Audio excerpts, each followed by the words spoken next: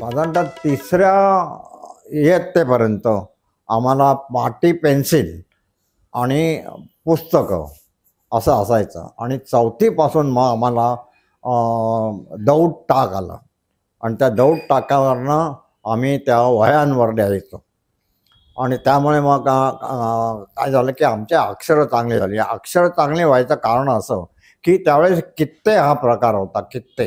आणि पुस्तकं मोजकीच होती, पुस्तकं जास्त नव्हती. गणित, मराठी, इतिहास अशी काही पुस्तकं होती. आम्हाला शिक्षक खूप चांगले मिळाले. म्हणजे संस्कृतमध्ये म्हणा किंवा गणितामध्ये म्हणा, इंग्लिशमध्ये म्हणा. आत्तासारखं पहिल्यापासून इंग्लिश नाही, 8वीपासून इंग्लिश सुरू झालं. त्याला म्हणायचं PSLC. त्याचा शॉर्ट फॉर्म आता मला आठवत नाही, पण PSLC एवढं आठवत आहे. 6 ऑक्टोबर 1956 साली दुकान चालू केलं आणि ते आत्तापर्यंत चालू आहे. वा. म्हणजे ते दुकान पण टेकवलं, आमचं लग्न पण टेकवलं. लग्नाला आता 61 वर्ष होतील जूनमध्ये. Okay okay. असा तो सगळा प्रवास आहे. आता मी विद्यार्थ्यांना एकच सांगेल, त्यावेळची परिस्थिती निराळी होती आणि आत्ताची निराळी होती. आत्ता तुम्हाला कसून अभ्यास करायला पाहिजे, म्हणजे इतर ठिकाणी तर झालं पाहिजे, छंद जोपासायला पाहिजे. मला अनेक छंद आहेत, काय म्हणजे हत्यारं, इतिहास वगैरे तर आहेत. मी 12 वर्षापासून कॅमेरा हातात घेतला, बॉक्स कॅमेरा, कोडॅकचा बॉक्स कॅमेरा यायचा आणि 12 वर्षे मी फोटोग्राफी चालू केलं. मग त्यावेळेस अनेक मी कॅमेरे वापरले आणि संपूर्ण हिंदुस्थानभर मी फिरलो. भटकंतीला म्हणता येईल, असे भटकंती. आणि नंतर माझ्याकडे गाडी आली. मग ते गाडी आल्यानंतर तर काय मला पायच फुटले आणि मग सगळीकडे म्हणजे अगदी तिकडे 7 सिस्टर्स म्हणजे नागालँड, मिझोराम, हिमाचल प्रदेश, लडाख, आपलं कन्याकुमारीपर्यंत सगळा हिंदुस्थान पालथा घातला. काय तर तो एक छंद आहे.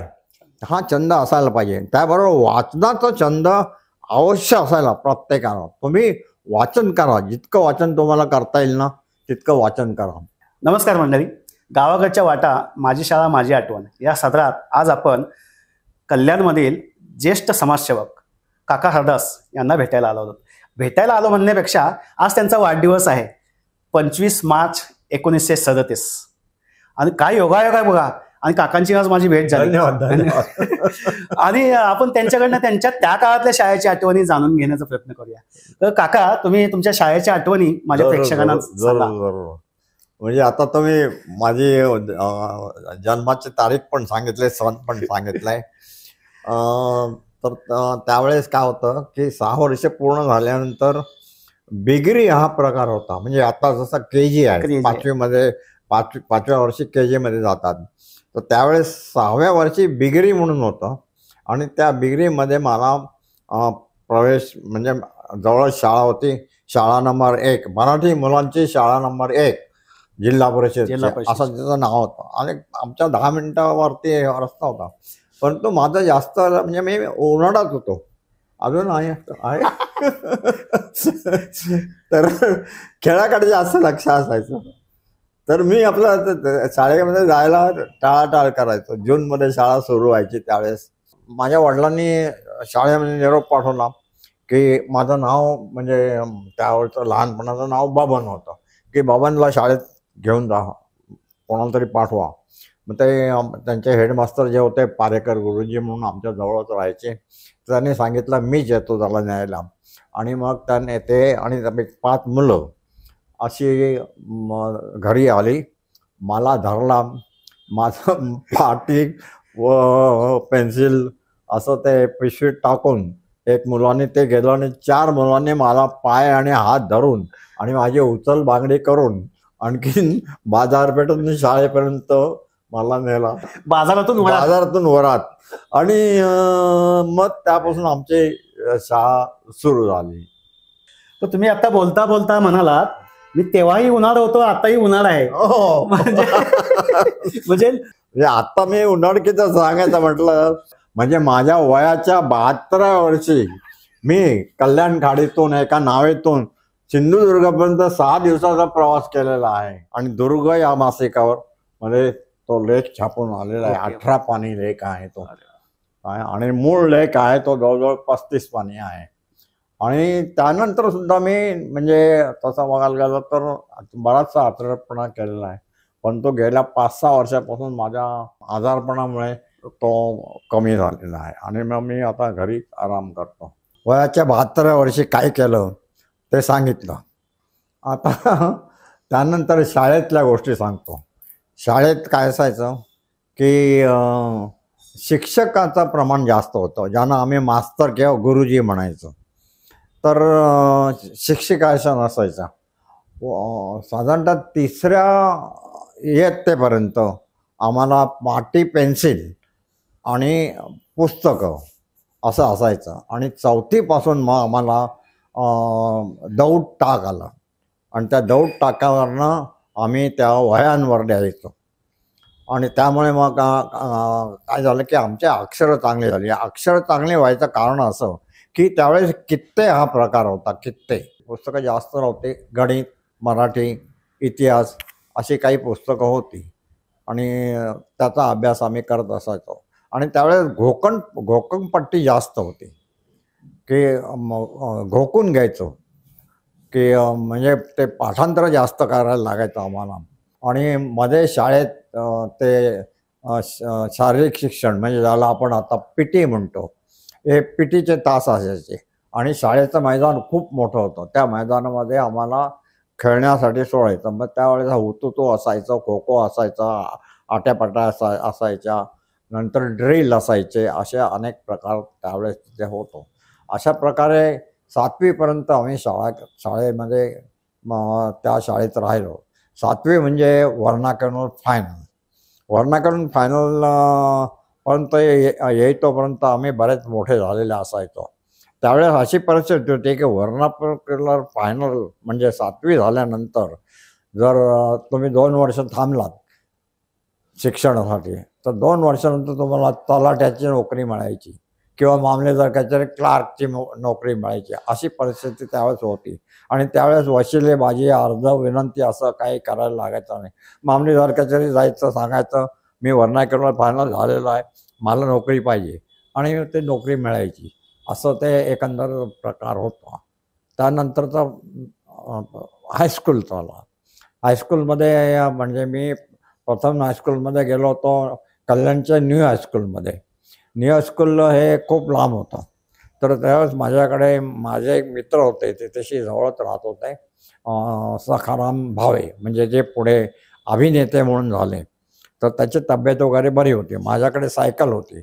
बस तो सायकल चालवायचा आणि दांडीवर बसून पुढे शाळेमध्ये जायचो. आणि अशा रीतीने आमची हायस्कूलची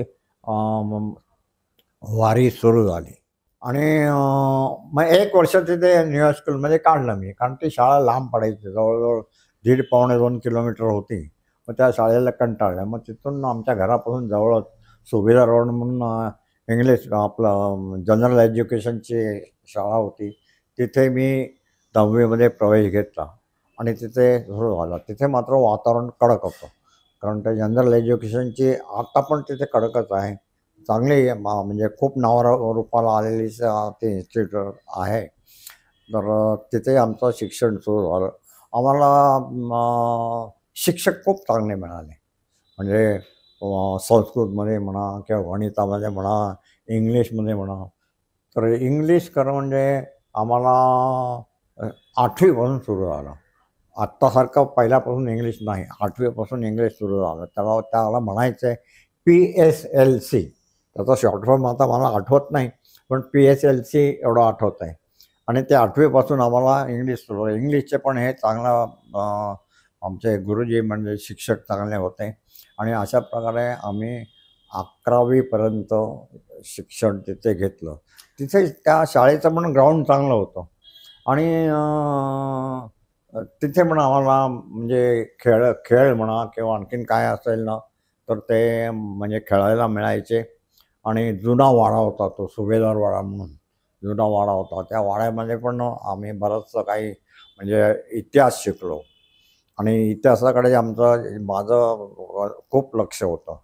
तर फक्त संस्कृतमध्ये मात्र मी जरा डल होतं. पण संस्कृत मला त्या कारण कोकणपट्टी मला जमलीच नाही. त्यामुळे मग संस्कृतमध्ये मी थोडं मागे पडलो आणि अशा रीतीने कसं तरी मी 11वीपर्यंत गेलो आणि मग तिथेच माझं शिक्षण थांबलं.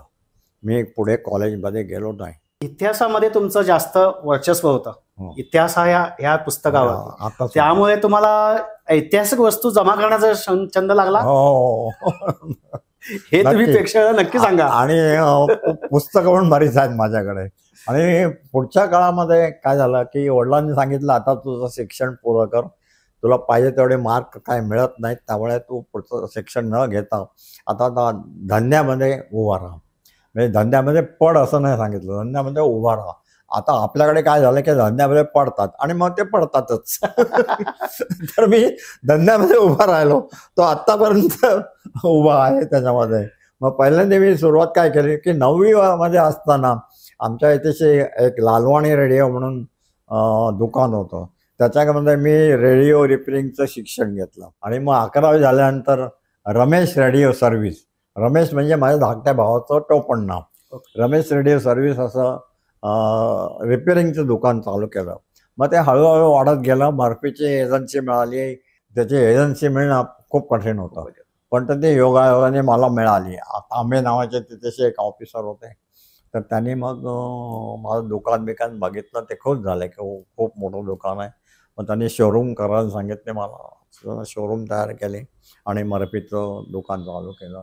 आणि त्यानंतर मग काही वर्षानंतर काय झालं, इथे सेल कमी झाला. माझा सेल जास्त वाढला नाही, जेवढा प्रमाणात वाढायला पाहिजे सेल, तर तो वाढला नाही. म्हणून मग मी बर्फीची एजन्सी बंद केली आणि तिथे रेडीमेड कपड्याचं दुकान चालू केलं. ते आज तागायत चालू आहे माझं दुकान. म्हणजे आता बघा, मी 56 साली, मला तारीख आठवतं, 6 ऑक्टोबर 1956 साली दुकान चालू केलं आणि ते आत्तापर्यंत चालू आहे. वा. म्हणजे ते दुकान पण टेकवलं, आमचं लग्न पण टेकवलं. लग्नाला आता 61 वर्ष होतील जूनमध्ये. Okay okay. असा तो सगळा प्रवास आहे. आता मी विद्यार्थ्यांना एकच सांगेल, त्यावेळची परिस्थिती निराळी होती आणि आत्ताची निराळी होती. आत्ता तुम्हाला कसून अभ्यास करायला पाहिजे. म्हणजे इतर ठिकाणी तर झालं पाहिजे, छंद जोपासायला पाहिजे. मला अनेक छंद आहेत. काय म्हणजे हत्यारं, इतिहास वगैरे तर आहेत. मी 12 वर्षापासून कॅमेरा हातात घेतला, बॉक्स कॅमेरा, कोडॅकचा बॉक्स कॅमेरा यायचा, आणि 12 वर्षे मी फोटोग्राफी चालू केलं. मग त्यावेळेस अनेक मी कॅमेरे वापरले आणि संपूर्ण हिंदुस्थानभर मी फिरलो. भटकंतीला म्हणता येईल, असे भटकंती. आणि नंतर माझ्याकडे गाडी आली. मग ते गाडी आल्यानंतर तर काय मला पायच फुटले. आणि मग सगळीकडे म्हणजे अगदी तिकडे 7 सिस्टर्स म्हणजे नागालँड, मिझोराम, हिमाचल प्रदेश, लडाख, कन्याकुमारीपर्यंत सगळा हिंदुस्थान पालथा घातला. काय तर तो एक छंद आहे. हा छंद असायला पाहिजे. त्याबरोबर वाचनाचा छंद अवश्य असायला प्रत्येकाला. तुम्ही वाचन करा, जितकं वाचन तुम्हाला करता येईल ना तितकं वाचन करा. ते अत्यंत महत्त्वाचं आहे. म्हणजे काय असं म्हटलं गेलं आहे की वाचाल तर वाचाल, आणि ही गोष्ट खरी आहे, वाचाल तर वाचाल. आता तुम्ही जर हुशार विद्यार्थी असाल ना तर तुम्ही नक्की विचार करा की परदेशात जाऊन उच्च शिक्षण घ्या. म्हणजे ग्रॅज्युएशन नंतर मग ते अनेक फॅकल्टी आहेत त्याच्यामध्ये. तर परदेशात जाऊन म्हणजे विशेषतः UK जरा चांगलं शिक्षण मिळतं अमेरिकेपेक्षा. अमेरिका महाग पण आहे आणि अमेरिकेचं आत्ता जरा हे जरा निराळ त्यांची पॉलिसी वगैरे, त्यामुळे आपल्याला काही चान्स नाही तिकडे. म्हणजे तिथे स्थानिक व्हायचं म्हणा किंवा तिथे नोकऱ्या मिळवणे कठीण आहे. त्यापेक्षा तुम्ही UK गेलात आणि युरोपमध्ये तुम्हाला जास्त चान्स मिळेल, म्हणून ते करा. आणि ज्यांची बुद्धिमत्ता कमी आहे त्यांनी धंदे शिक्षण घ्यावं. अनेक धंदे करता येतील. अगदी समजा की तुम्ही SSC पर्यंत शिक्षण घेतलं, तर SSC पर्यंत शिक्षण घेतल्यानंतर तुम्ही इलेक्ट्रिशियन आहे, आता CCTV, तर CCTVमध्ये तर माणसंच मिळत नाहीत, तर त्याचं शिक्षण घ्या.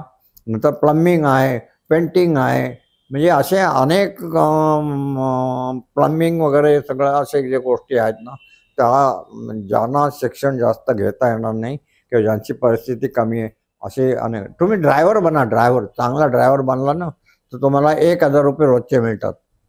तुम्ही जर कुठे जर गेलात ना की त्याला बदली ड्रायव्हर म्हणतात किंवा ज्यांच्याकडे गाड्या असतात पण तो त्यांना ड्रायव्हर पाहिजे असतो 1 दिवसाकरता 2 दिवसाकरता, तर त्या ड्रायव्हरला 1,000 रुपये प्लस भत्ता असं मिळतं. म्हणजे आता तुम्ही विचार करा किती. तुम्ही जर बाहेर नोकरीला गेला तर तुम्हाला 15,000 रुपये पण कोण देणार नाही. तर ह्या दृष्टीने तुम्ही ह्या गोष्टीकडे लक्ष द्यायला पाहिजे. उगीच मी SSC झालो आणि आता मी काय करू हातपाय गाळून बसायचं नाही. हातपाय हलवा, तुम्ही काहीतरी शिक्षण घ्या. आता मी म्हणजे जरा थोडं निराळा याच्यामध्ये बोलतो. मी मुस्लिम मोहल्ल्यामध्ये पाहिलं. मुस्लिम मोहल्ल्यामध्ये गच्चीवरती शेड टाकून आणि त्या मुलांना सगळे शिक्षण देतात. म्हणजे ते पेंटिंग असेल की प्लंबिंग असेल किंवा इलेक्ट्रिशियन असेल असं शिक्षण मिळतं. तर हे असं शिक्षणाच्या ITI मला वाटतं ITI इन्स्टिट्यूट आहे, IIT निराळं, IIT ते उच्च शिक्षण झालं. तर ITI जाऊन तुम्ही जर तिथे घेतलं ना तरी तुम्हाला स्वतःचा धंदा करता येईल.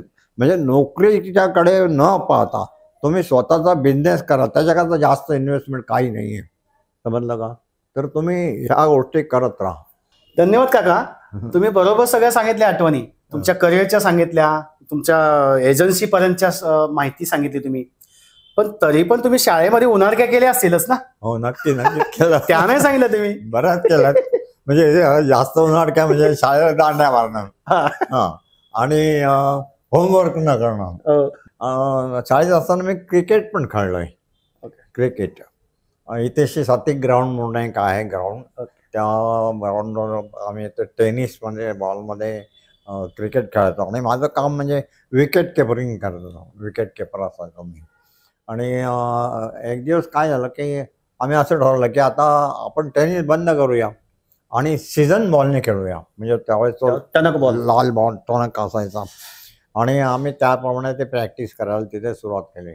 आणि एक दिवस मग आम्ही तिथेच आमच्या म्हणजे शहरामधली एक टीम आणि आमची एक टीम अशा दोघांनी मॅच खेळायचं ठरवलं. आणि ते मॅच सुरू झालं. आणि माझा एक मित्र दत्तू चौधरी म्हणून होता, तर तो बॅटिंग करत होता, मी पाठीमागे विकेट किपरिंग करत होता. आणि एक सूर्यवंशी म्हणून मला नावं आठवतात अजून. सूर्यवंशी म्हणून एक होता, त्याने फास्ट बॉलिंग टाकले आणि तो बॉल उसळला आणि त्याच्या तोंडावरती बसला. त्यावेळेस काय शिल्ड वगैरे काय भानगड नव्हती, ते फक्त पॅड असायचे, हेल्मेट नव्हतं. आणि त्याचे 2-3 दात तुटले आणि तिथे खेळ संपला. आता तर ह्याचं काय करायचं. मग आमच्याकडे एक डेंटिस्ट होत्या, चीनी बाई होत्या. तर त्यांनी सांगितलं ना 2.5 रुपये खर्च येईल. त्यावेळेचे 2.5 रुपये, त्यावेळेचे 2.5 रुपये म्हणजे ते खूप आहेत. आता मग काय करायचं पैसे. मग सगळ्या मित्रांना पिटाळलं की तुम्ही पैसे गोळा करा. मी पण सांगितलं तुम्ही काम चालू करा, मी पैसे घेणार. मग आईकडनं मी म्हटलं की मला तो काय पण करून 1 रुपया दे. मग 1 रुपया माझा आणि 1.5 रुपये इतर मुलांनी गोळा करून आणि त्या डॉक्टरला दिले, डॉक्टरांबाईला दिले. व्यवस्थित ट्रीटमेंट त्याची झाली आणि तेव्हापासून आमचं क्रिकेट बंद पडलं. मग आता मध्ये मी टीव्हीवर किंवा त्यावेळेस रेडिओ होता, रेडिओवरती कॉमेंट्री ऐकायचो. त्यावेळेस म्हणजे तुम्ही ऐकलं पण नसेल, दत्तू फडकर, नंतर तुमचे मर्चंट होते, वेणू मर्चंट, तर त्यांच्या कॉमेंट्री असायची, ते आम्ही रेडिओवरती ऐकायचो त्यावेळेस. नंतर तर माझं रेडिओचं दुकान सुरू झालं, त्यामुळे शास्त्रीय संगीताचा मला वेळ लागला. कारण वेळ लागला म्हणण्यापेक्षा ते कंपल्सरी ऐकायला लागायचं रेडिओ रिपेअरिंग करताना. कारण मुंबई बरोबर ते दुपारी 1 नंतर ते शास्त्रीय संगीताचे कार्यक्रम असायचे. मग शास्त्रीय संगीताचे ऐकायचे गोडे, म्हणजे त्याला कानसेन म्हणतात. तानसेन तसं तानसेन नाही, कानसेन. तर ते कानसेन मी झालो. आणि मग 1970 पासून त्या रेकॉर्ड जमा करणं. आज माझ्याकडे रेकॉर्ड्स, त्या विनियल रेकॉर्ड, त्या आता माझ्याकडे 500 रेकॉर्ड आहेत 70 RPMच्या. आत्ता माझ्या संग्रहात आत्ता या क्षणाला आणि जवळजवळ 1,200 रेकॉर्ड ज्या आहेत त्या LPच्या आहेत. त्यामध्ये काही जुन्या रेकॉर्ड्स आहेत म्हणजे ज्या अत्यंत दुर्मिळ आहेत. 130 वर्षापूर्वीची एक रेकॉर्ड माझ्याकडे आहे, 130 वर्षापूर्वीची. म्हणजे ती आता तुम्हाला दाखवतीलच. तर अशाप्रमाणे तो एक छंद लागला संगीताचा. अजूनही मी संगीत ऐकतोय. कान जरी गेला तरी मी इयरफोन वगैरे लावून आणि ते ऐकत असतो. तर असा तो एक छंद आहे. पेंटिंग मात्र मला कधी जमली नाही. मी थोडासा जरा म्हणजे वाकडा बरुष्य असल्यामुळे मला सरळ रेष कधी मारता आली नाही काय, त्यामुळे पेंटिंगचं माझं जमलं नाही आहे. परंतु आवड आहे. पण म्हणजे आवड आहे त्याचं मी हे पण इव्हॅल्युएशन करू शकतो की एक कुठं चांगला आहे, हे कुठल्या रंगाचा जास्त वापर केला आहे, काय याचं वैशिष्ट्य काय, हे मी निश्चित त्याचा अभ्यास पण चांगला आला. आणि त्या दृष्टीने काही आर्टिस्ट पण माझ्या संपर्कात किंवा दोस्तीमध्ये आहेत. दोस्तीमध्ये म्हणण्यापेक्षा जरी ज्युनियर असले तरी मी त्यांना दोस्त समजतो. की मी असं काय कधी माझं वय एवढं झालं आहे म्हणून हा माझ्यापेक्षा 30 वर्षांनी 40 वर्षांनी लहान आहे, मग ह्याच्याशी मी कशी दोस्ती करू असं बोलो असं काही मी केलेलं नाही आहे. तर असा सगळा प्रवास सुरू झालेला आहे. आणि मधल्या सुट्टीमध्ये गोट्या खेळणं, तारकोपशी. गोट्या त्यावेळेच्या त्या अशा सिमेंटच्या ह्याच्या ना, सिमेंटच्या सिमेंटचा टबूल म्हणतात. टबूल मोठा शब्द टबूल होता त्याला. काचेच्या गोळ्या असायच्या. बरोबर. गोट्या मग ते खड्डा करून आणखीन त्याच्यामध्ये ते टाकायचे आणि ते टबूलने उडवायचे. असं ते एक खेळ होता. दुसरं एक तार खोपशीचं होतं. तार ते जमिनीमध्ये पावसाळ्यामध्ये किंवा पावसाळ्यानंतर तार खोपशीचा खेळ खेळायचा. चोरशिपाई होता. पतंग उडवणं म्हणजे पतंगचा धंदा पण मी केला शाळेत असताना. आमच्या ओटी होती. ओटी म्हणजे पुढे दुकानसारखं बसायची जागा होती. पण तिथे मी पतंगी विकायला ठेवलं. आईकडनं पैसे घेतले, म्हटलं मला पतंगचा धंदा करायचा. म्हणजे तो आता ते किती पैसे कमावले ते काय तुम्हाला असं सांगत नाही. पण तो एक धंद्याचा अनुभव आला ना. हा अनुभव आला. म्हणजे धंद्याची आवड तेव्हापासून सुरुवात झाली. आता मी कन्स्ट्रक्शन लाईन्स मध्ये पडलो. कन्स्ट्रक्शन लाईन म्हणजे अनेक बिल्डिंग मी त्या बांधल्या. आता ते मी सिव्हिल इंजिनियर नाही, पण तो काय झालं की माझं डोंबिवलीला एक दुकान होतं. तर तिथे माझी मैत्री झाली काही लोकांची. त्यांच्या सोसायटीचं काम रखडलं होतं. बिल्डर ते बांधकाम करणारे, त्यावेळेस बिल्डर हा प्रकार नव्हता. बरोबर. सोसायट्या असायच्या आणि ते कॉन्ट्रॅक्ट काढून तरी द्यायचं. तर त्यांनी सांगितलं की तुम्ही आमचं काम करा. मी म्हटलं बाबा मी माझा अनुभव नाही. त्यामुळे तुम्ही काळजी करू नका, तुम्ही काय लॉसमध्ये येणार नाही. आम्ही त्यांना पैसे दिले ना त्याच्यापेक्षा 5 रुपये, मी त्यावेळेस किती असायचं 35 रुपये फूट बांधकामाचं. तर ते मी तुम्हाला 40 रुपये देतो, पण तुम्ही एक काम करा. मग मी ते माणसं जमवली, माहितगार माणसं, आणि ते सोसायटीचं काम केलं. त्यानंतर मग मी कन्स्ट्रक्शन लाईन पण साईड बाय साईड चालू केली. असं उद्योग तुम्ही पण करत राहा असं माझं म्हणणं. की तुम्ही काय कुठे कमी पडाल असं मला वाटत नाही. तर तुम्ही डोळे उघडून जर चारी बाजूला बघितलं ना, तुम्हाला अनेक संधी सापडतील आणि त्या संधीचा लाभ अचूकपणे उचलून आणि तुम्ही तुमचं जीवन सफल करू शकता. धन्यवाद काका. तुम्ही माझ्या प्रेक्षकांना तुमच्या शाळेच्या आठवणी सांगितल्यात. मला खूप आनंद वाटला. आणि पुन्हा एकदा तुम्हाला वाढदिवसाच्या शुभेच्छा. थँक्यू. अरे नमस्कार केलं काय होतं की मी म्हातारा झाला का वाटतं. नाही ते ओघाओघाने आलं, मी ठरवून नाही पाया पडलो. आणि त्याच्या निमित्ताने तुमचा पाठीवरती हात पडला. खूप बरं. तर मित्रांनो, आज आपण काका हरदास यांची जी शाळेच्या आठवणी होत्या त्या तुम्ही पाहिल्यात. आणि त्यांना भेटून मलाही खूप आनंद झाला आणि तुम्हालाही होईल म्हणण्यापेक्षा झाला असेल. तर आज काकांचा आभार आहे. धन्यवाद.